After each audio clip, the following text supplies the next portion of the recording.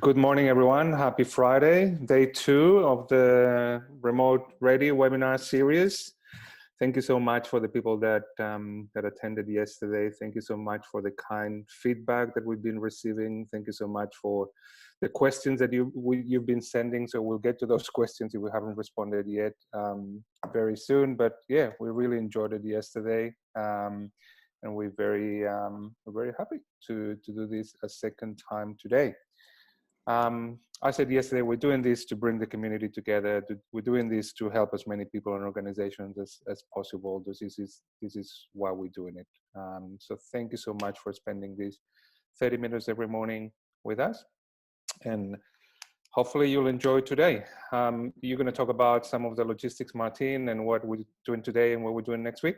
Yeah, thanks. So I'm Martine Scholl. You'll remember me from yesterday, hosting our series of 5 webinars. We are doing our best to help you with remote working with our experience that we have. The webinar is new to us and we're experts as of yesterday, so looking forward to bringing these to you for the next few days as well. So a couple of logistics and learnings from yesterday. We have the Q&A function for you down the bottom. Please put all of your questions into the Q&A. So that Q&A, everybody on the webinar can see your questions, and we will answer those through the Q&A section, or we'll call them out if they come in, if it's better to answer them in that way. The chat really is, we're seeing some chats come in and you've probably already heard us talking. The chat is mostly coming to us. By default, it's just coming to the 4 of us. You can change it to all panelists and attendees. That's really if you wanted to say hello to each other. If you had a comment to make, you can pop it in there, but please really focus your questions into the Q&A section. That's going to be best for everybody to be able to see what's happening. We are recording the webinar again. Hopefully you received yesterday's recording. We know we didn't get the slides to you yesterday, so when we send you today's recording, we will send you the slides from yesterday and today. And thank you, Caio, for opening up our slideshow for today. So our purpose of making work better for everyone is really a great opportunity for us to do this here with you remotely. Our series of 5 webinars kicked off yesterday. We had Lisa, who went through tools and techniques, and hopefully you learned something from her yesterday. We're really excited to have Caio talking with us today about keeping the work moving. So you see that yesterday, today and today has really been about the work, and next week we're going into culture and values, staying connected, nourishing your well-being and leading virtually. This is where it really comes to be about you, the people around you and the team around you. So stick with us over the course of the next 3 days next week, and we'll get on to you and your team there.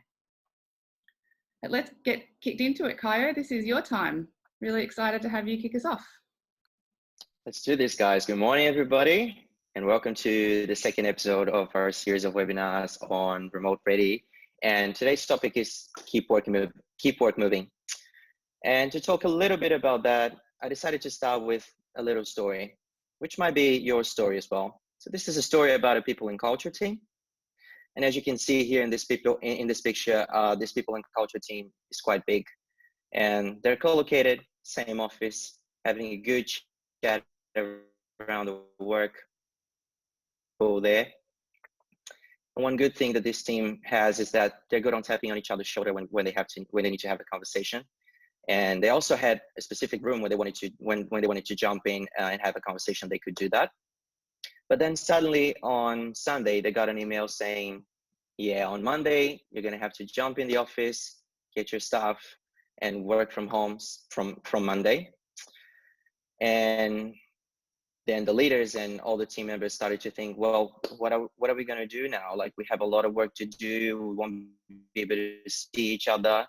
We'll have a lot of challenges, including finding toilet paper. But let me park that. Let me leave this aside. The work, a lot of challenges. But let me deep dive a little bit into that team structure, which might be similar to yours or a little bit different.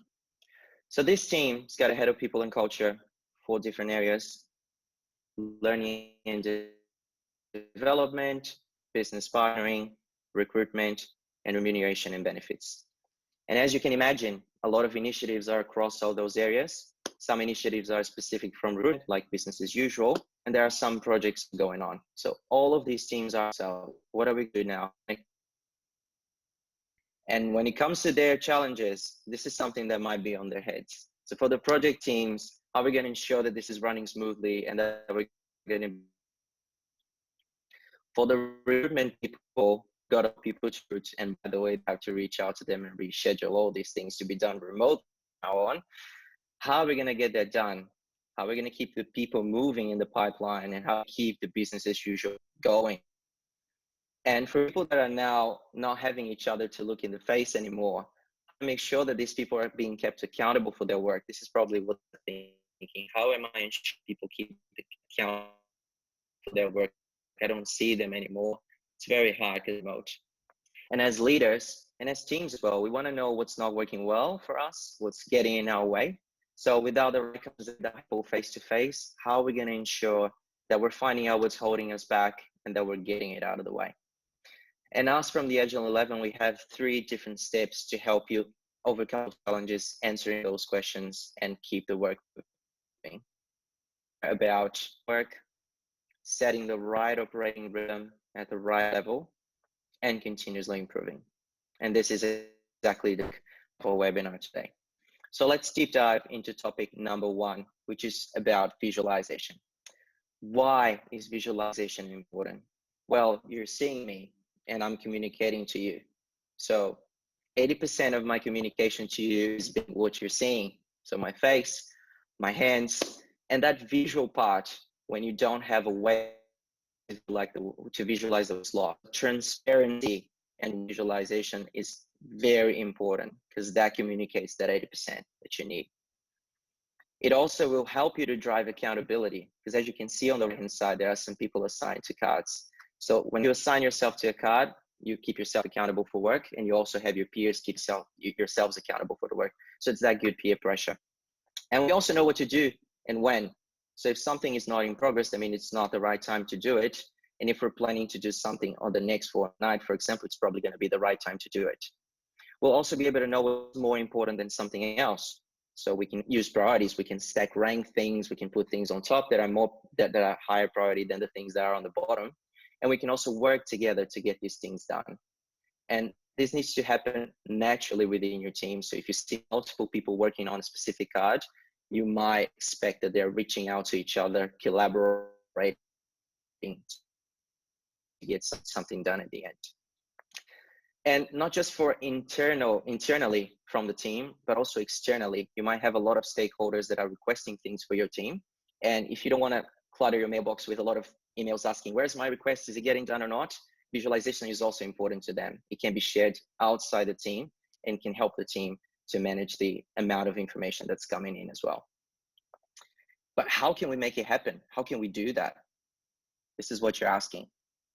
And then I'll come back to my initial example, to my initial people and culture example. And again, you might have different structures within a marketing team or within a product development team. So here you can see different levels for different work visualization. At the top, you'll see program. So you see initiatives that are relevant for the leadership team of people and culture, and bigger initiatives. And initiatives that might encompass all the other areas, including the bottom left corner, which is one project, which is workday development as part of a team. So a team is focused on that, needs a specific visualization, and also BAU.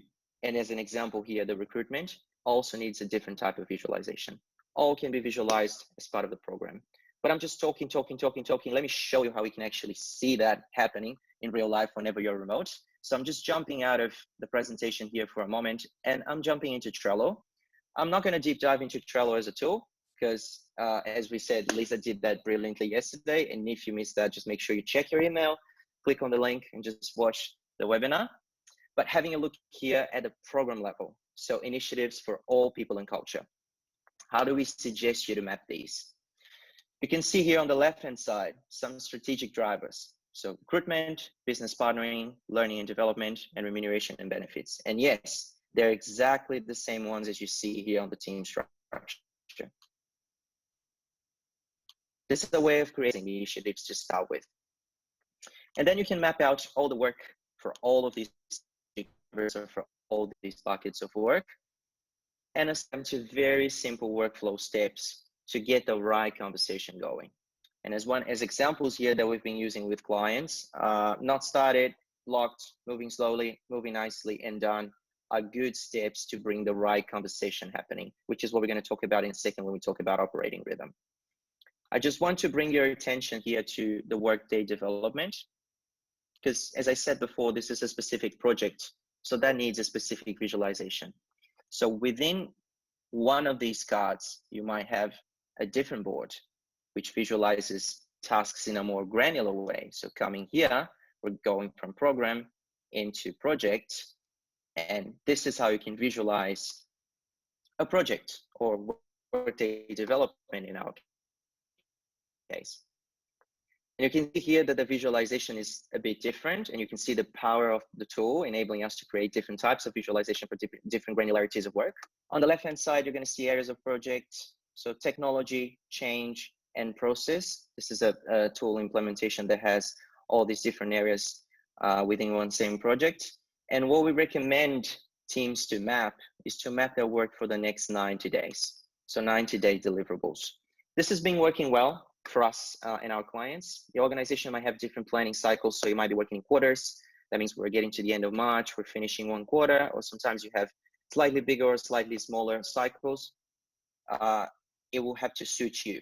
So it will have to work for you and for your organization, but 90 days is something that's been working well for us. Within each of those areas of project, you might have different deliverables.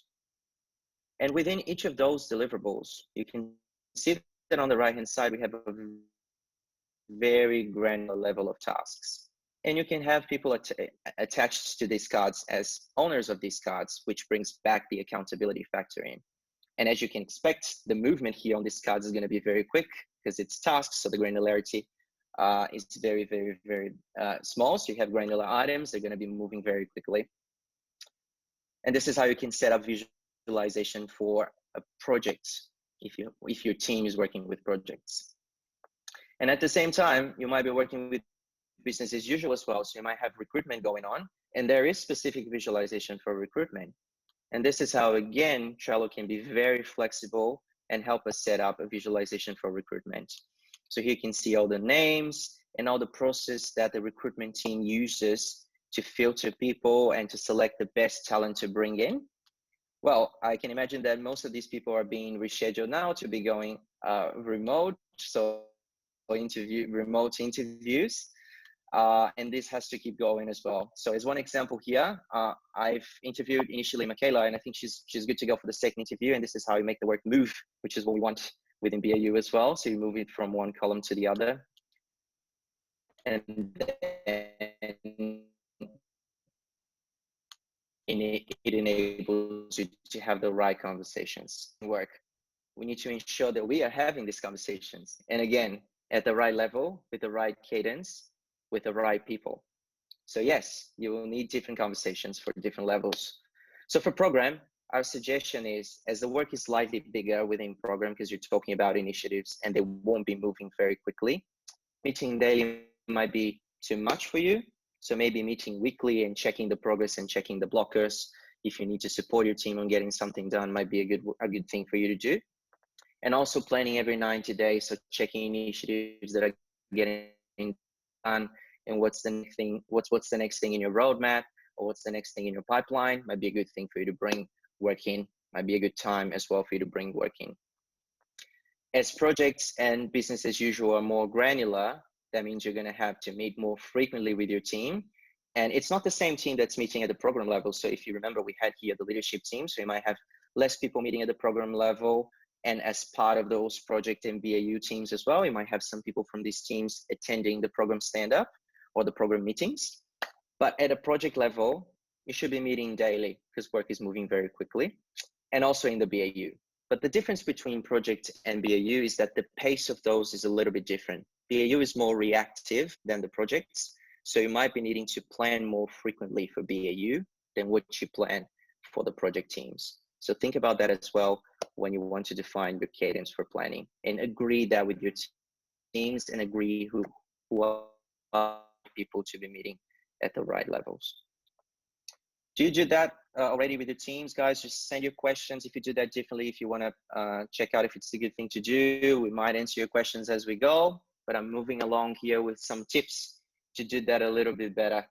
So tips for a good operating rhythm. You saw a lot of cards on that wall, but the cards are not actually important when you're catching up with your team and doing the operating rhythm. The conversation that happens from there is the more important thing. So yes, you have to be sharp and efficient, but you should be focusing on what's moving and if people need help. So coming back to our fourth challenge at the start, you want to know what's getting in people's ways, and you want to enable the conversation to happen not just within the operating rhythm meetings, but also outside of those meetings. And as a result, you're probably going to see some cards moving. So focus on the card, but to prompt the conversation. Face-to-face, it is already hard because sometimes you have a lot of people. So imagine remotely having that conversation going, even for 15 minutes. Sometimes there's a lot to talk about. So we suggest having a facilitator for that conversation. And that person is going to be focused on the outcome of the conversation, which is finding out what needs to be talked about and what needs to be, and what needs help. And as a recommendation for you when pooling working on deciding what needs to be done, either 90 days or fortnightly or whichever cycle you use, you might be tempted to pull a lot and to get a lot done. But what actually happens is the more you pull, the less you're likely to get stuff done. So choose wisely what are the top 3, top 4 things that you're pulling in, and make sure your team is swarming around that to get more things done. This is how you can get work moving with less things being pulled at the same time.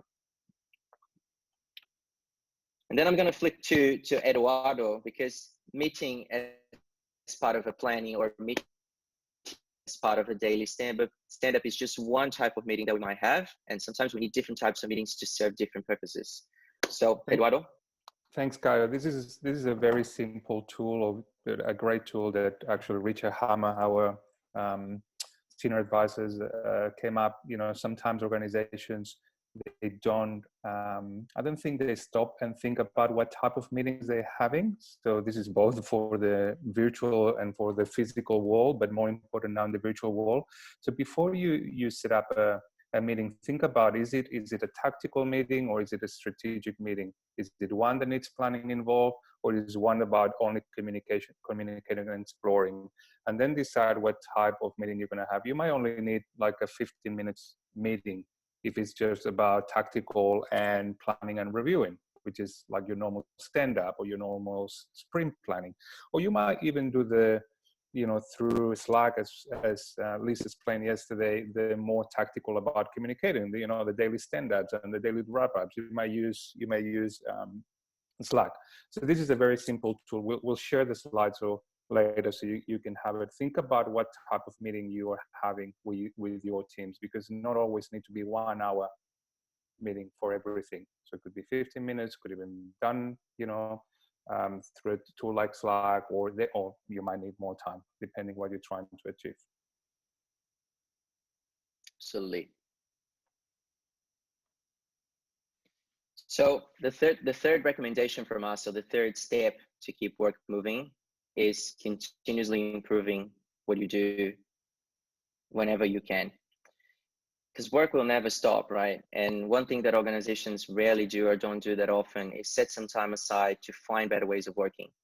And the best way to find better ways of working is by working and understanding what's working for your team and what's not working.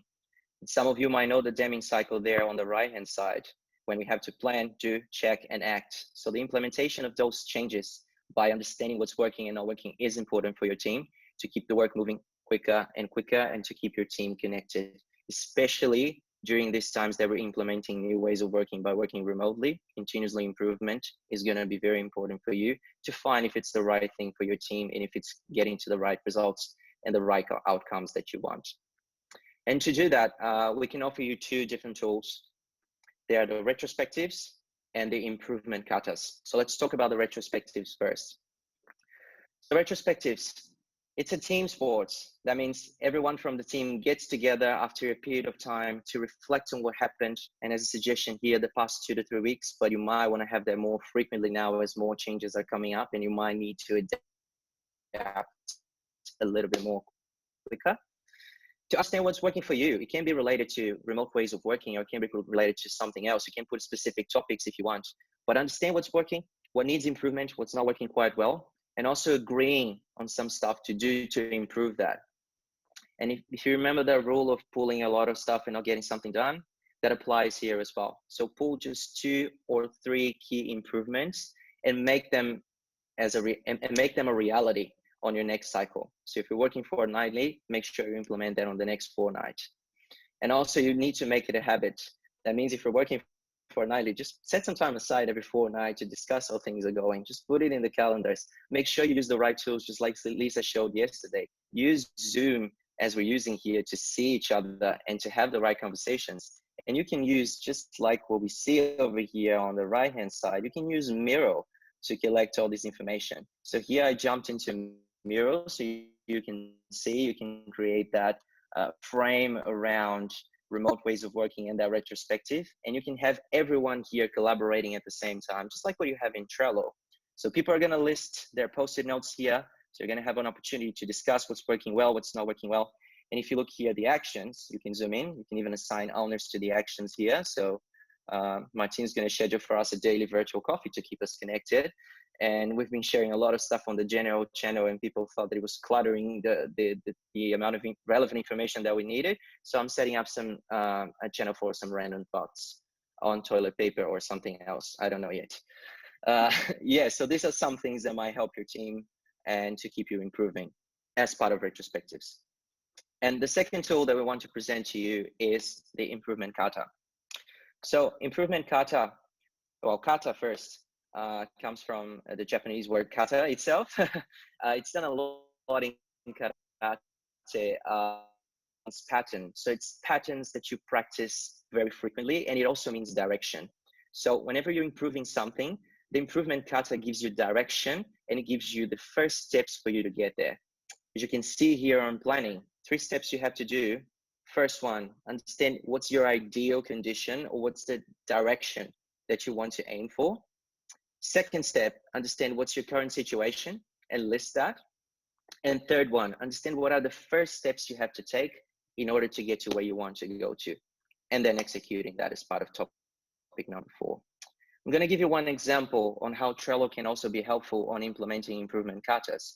So if you remember here, the Workday development project, which is the same one that we saw, the Workday development project board, you can see here on the program level that it's blocked. So what we decided to do is to run an improvement kata with it to understand what we could do about it.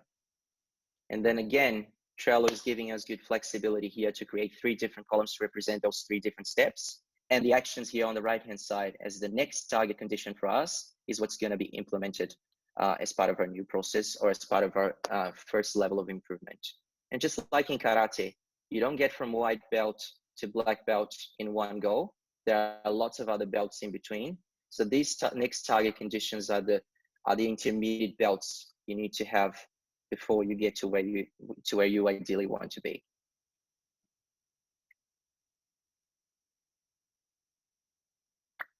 What's the biggest villain of getting things done? Interruptions. And when you're working from home, you'll have more interruptions than what you would have if you're working from the office. Eduardo will talk to that in a little bit, but let me first talk about what you can do to focus and actually get work done. Some quick habits. First one on interruptions.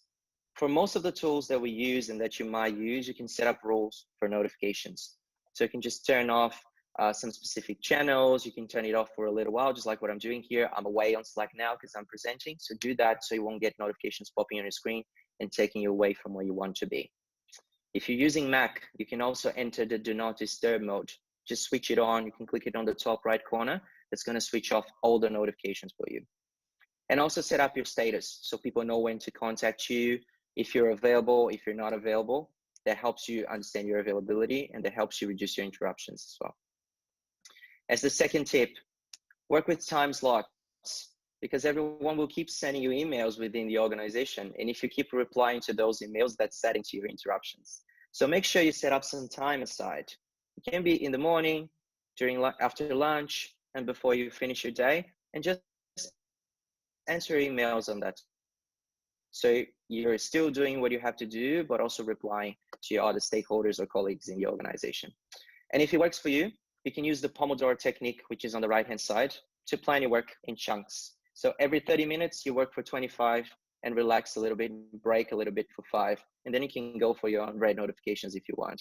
That'll give you, in an hour, 100 minutes of focused work and ability for your brain to focus and slack off for a little bit. That won't work for everyone else, but we'll talk about what works for you on the next webinars, so you can explore what suits you personally and also what suits your team.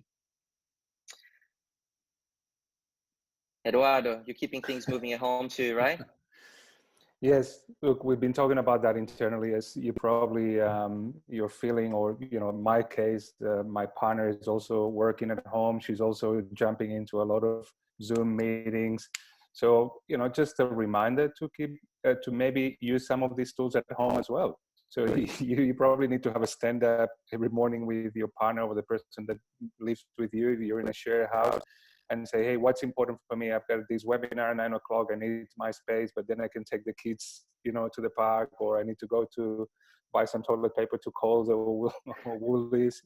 And, you can get the kids as well, because I think the kids are going to be home as well when they close the school. So maybe use something like that for them to have this task. So all these also works at home. That's what we want to show, what we're going to say. And also on bandwidth and connection, if everyone is using Wi-Fi at the same time and you're on a conference call, there might be a problem for you. So make sure you communicate with people inside your home to make it happen as well. Next slide. Some key things for you to remember from today.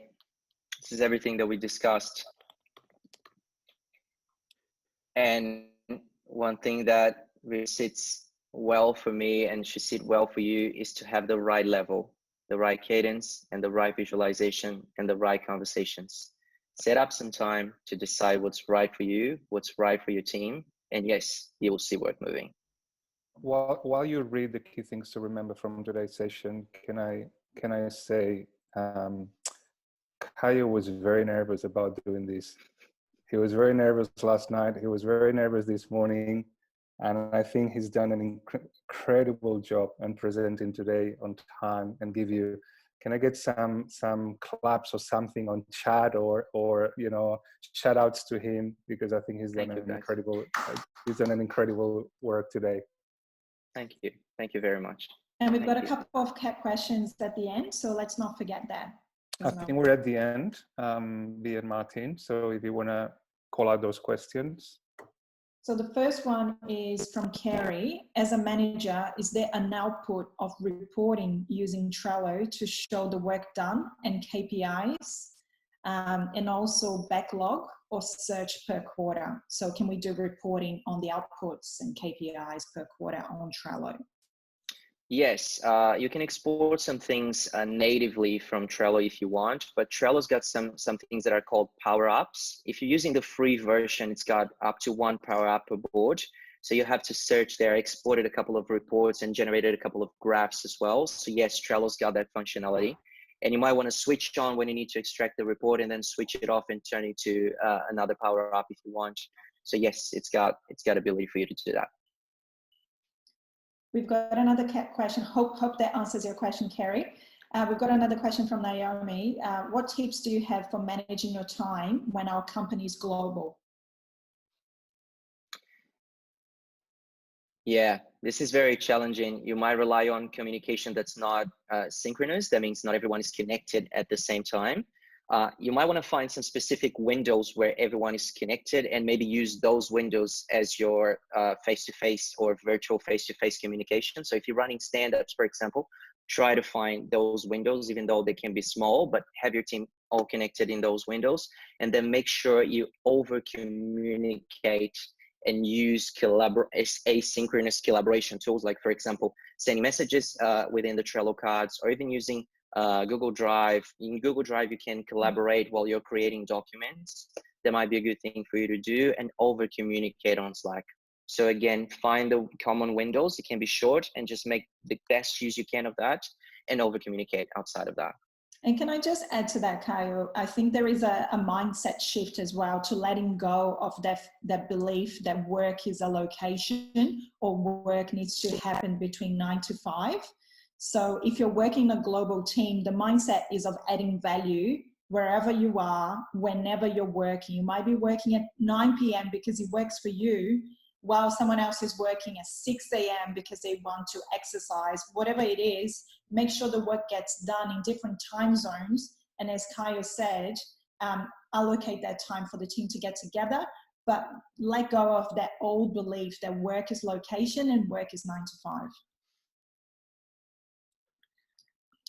And I think these are all the questions. We're happy to keep, some people send us questions to the info@theagile11.com email address. So please do that if you feel, or reach out, call us if you want to have more information about any of these topics. We're conscious of the time. I think that's what Martin is about to say. Yeah. Yeah, so we'll just have a look at what we've got on next week. So thank you so much for all that great feedback. And I think it's going to get better every day. So next week we've got culture and values first up, with Bea sharing her thoughts there about just that thing of how we actually have our culture in a different context. And of course, our special guest and our bonus webinar on Monday with Cassandra on Nourish Your Wellbeing. So as I said, next week is going to be more about you and your people and your teams. So tune in next week. Enjoy your weekend, everybody. We'll just flick up our contact details if you wanted to get in touch between now and Monday, because we're around. So please do. We are sending an email as well with the recording and the slides, and you can find the recording for yesterday's session on our blog, on our website, but we'll send everything to you after this session. I don't know if you can see, but there's like 60 messages saying, well done, Caio. Thank you. I'll read them later, guys. Thank you very much for the support. Thanks. We just Thank go you. over one more slide, Caio, so people can see. Yes. If they like to. Keep going. All right. We're talking cool about stuff, really cool cool stuff. Yeah, stuff. you don't want to miss it. It's really cool, and there is a Brazilian accent as well. Like, beautiful. and Cassandra will be speaking just after me. So if you want to stay a little bit longer, she's really fantastic and will be giving tips for those who are feeling a bit restless and well-being is dropping and don't know what to do and feeling overwhelmed with the change. So we really want to support you. That's why we're bringing Cassandra. Thank you very much, everyone. We feel really connected with the community through doing this. We can see your messages. We can see, we receive your thank yous and encouragement. So yeah, I feel very proud of what we're doing and what our team is doing on keeping everyone connected and giving tips to people through this tough time. So thank you very much. We're looking forward to seeing you on Monday. Bia's gonna have a great presentation, and yeah, we'll keep doing this as long as you're there. Thank you. See you next week. Bye, everyone. Thank you very much, guys. See you on Monday. Bye.